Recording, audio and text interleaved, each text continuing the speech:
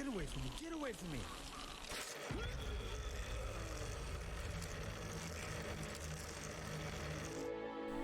Do you want to relive some nightmares of being totally lost in a dark forest?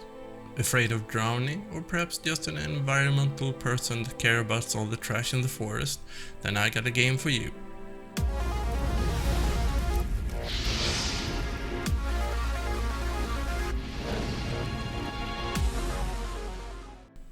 Hi everybody and welcome to this review of the game called Please Find Me by Ignat Cherkassy, Elise Whalone, Mad Cat Sound Design, that's kindly supplied me with a copy of the game to try out.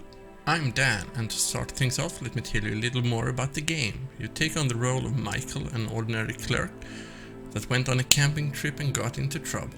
The game developers want to place the game in the adventure horror quest category, and while adventure and quest ring true, it never gets that scary if you compare to some of the other games in the same category. And that is perfectly fine by me, since games like Soma scares the crap out of me. The game is released on the 29th of June of 2019, and all links can be found in the description below.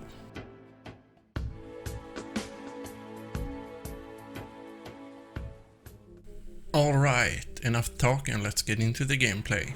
You start off in a dark and rainy forest that looks like the aftermath of an epic forest party taken from one of the Friday the 13th movies. You start off with some basic items and a tree as your friend. You wobble away with symptoms of a huge hangover. Yes, after 20 minutes of wobbling, even I start to feel a bit hungover. You search for shelter since you can't get your stuff 100% wet. Don't ask me why, I'm not a wicked camper. Add to that the unavoidable falling over, resulting in you picking up your stuff over and over and over again. There are no maps, so you have to trust your sense of direction, and if you're anything like me, you will get lost a lot. It's not until you find your cave that the game really starts off and you can actually save the game and progress. And when you find the cave, you get the delicate task of trying to place all the items on a specific point. If you forget one or lose one out in the rain, you just have to find it or wait for your death.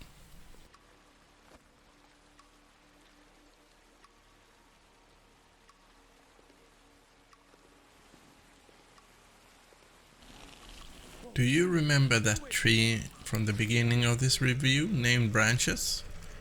Well, it's not alone. If you're living in Australia, you will pretty much feel like home, since almost everything and anything will kill you. From trees to rain, and racy clouds in lack of a better name, spiders, and of course, sharks.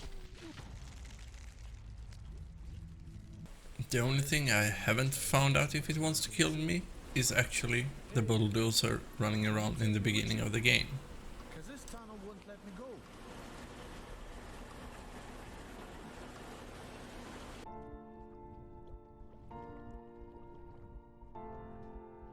So, who is this game for?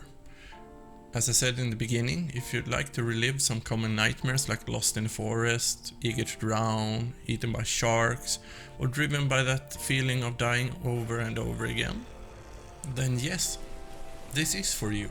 The funny thing is that after 30 minutes of gameplay you get used to dying and enjoy the fresh start. Perhaps it's a good entry game before you try Dark Souls. On the other hand, if you're looking for a calm and easygoing game, you're in for a surprise. Without any actual quest points visible, you have to figure stuff out for yourself. For example, finding an axe might not give you an idea on where to use it and you happen to die.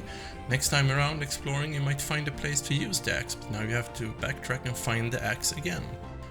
The game has 3 different endings, and the first one I stumbled upon by mistake, but without giving out any spoilers, I just want to show you how the developers introduced themselves in the end.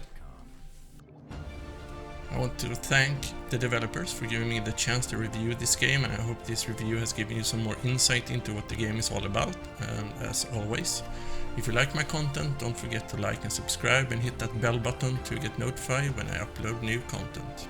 This is Dan saying thank you for watching.